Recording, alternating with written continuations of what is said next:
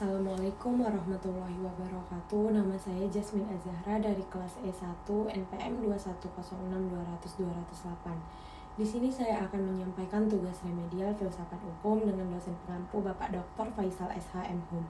Saya akan menyampaikan penjelasan terkait manfaat mempelajari filsafat hukum, hubungan hukum dengan etika, dan hubungan hukum dengan keadilan. Yang pertama, pemahaman akan filsafat hukum benar akan dapat menjelaskan nilai dasar hukum secara filosofis dan sudah seharusnya semakin diperkuat oleh para pihak yang kompeten sehingga membangun hukum yang sebenarnya. Filsafat ilmu hukum memberikan perspektif bahwa keadilan diwujudkan dalam hukum. Dengan mempelajari filsafat hukum, seseorang akan semakin mandiri secara intelektual.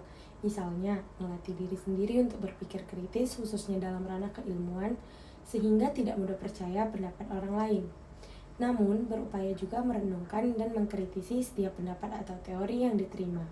Mempelajari filsafat hukum memberikan beberapa manfaat yang signifikan, antara lain, yang pertama ada pemahaman konsep hukum, yaitu filsafat hukum membantu dalam pemahaman konsep-konsep dasar hukum, seperti keadilan, kebenaran, dan etika hukum yang dapat membimbing pembentukan dan evaluasi sistem hukum. Analisis kritis hukum, yaitu filsafat hukum melatih kemampuan untuk menganalisis kritis dasar-dasar hukum, mencari kebenaran, dan mengeksplorasi implikasi etis dari peraturan hukum. Pengembangan etika profesional, mempelajari filsafat hukum membantu mahasiswa untuk dapat lebih profesional, sehingga dapat mengembangkan landasan etika profesional yang kuat dalam pengambilan keputusan hukum. Pemahaman terhadap nilai hukum, menyelidiki filsafat hukum membantu seseorang memahami nilai-nilai yang mendasari sistem hukum, membuka ruang bagi pemikiran kritis terhadap perubahan dan peningkatan hukum. Dan yang kedua, secara teoritis ataupun filosofis, etika dan hukum adalah dua entitas yang sangat berkaitan, tetapi berbeda dalam penegakannya.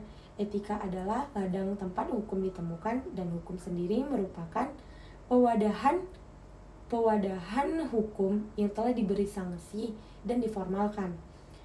Dalam filsafat hukum kita mengenal tingkatan hukum yang berawal dari nilai, asas, norma, dan undang-undang. Dalam konsepsi tersebut, etika berada pada tataran norma dan asas.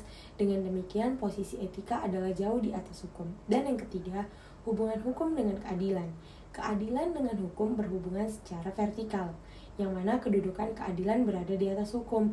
Artinya, keadilan dicapai dengan dasar hukum, sebab jika tanpa didasari dengan adanya hukum, maka keadilan akan sulit untuk diwujudkan, dikarenakan hukum merupakan sarana untuk mencapai keadilan. Hubungan antara hukum dan keadilan merupakan aspek kritis dalam sistem hukum. Ada beberapa aspek yang mencerminkan hubungan antara hukum dan keadilan, yaitu yang pertama, pengaturan keadilan, yang mana hukum seringkali mencoba menciptakan keadilan melalui pembentukan norma-norma dan prosedur hukum. Undang-undang yang baik dirancang harus mencerminkan prinsip-prinsip keadilan. Dan yang kedua, penegakan hukum dan keadilan, yang mana sistem hukum bertanggung jawab untuk menegakkan hukum dan memastikan bahwa keadilan ditegakkan. Ini mencakup proses peradilan yang adil dan memberikan hak dan perlindungan kepada semua individu. Dan yang ketiga, ada ketidakselarasan potensial, yang mana meskipun hukum seringkali dirancang untuk mencapai keadilan, tidak semua undang-undang atau keputusan hukum dianggap adil oleh masyarakat. Terdapat ketidakselarasan potensial antara apa yang diatur oleh hukum dan persepsi masyarakat tentang keadilan. Baiklah, mungkin hanya ini yang dapat saya sampaikan. Lebih dan kurangnya saya mohon maaf. Wabillahi taufiq wal hidayah. Wassalamualaikum warahmatullahi wabarakatuh.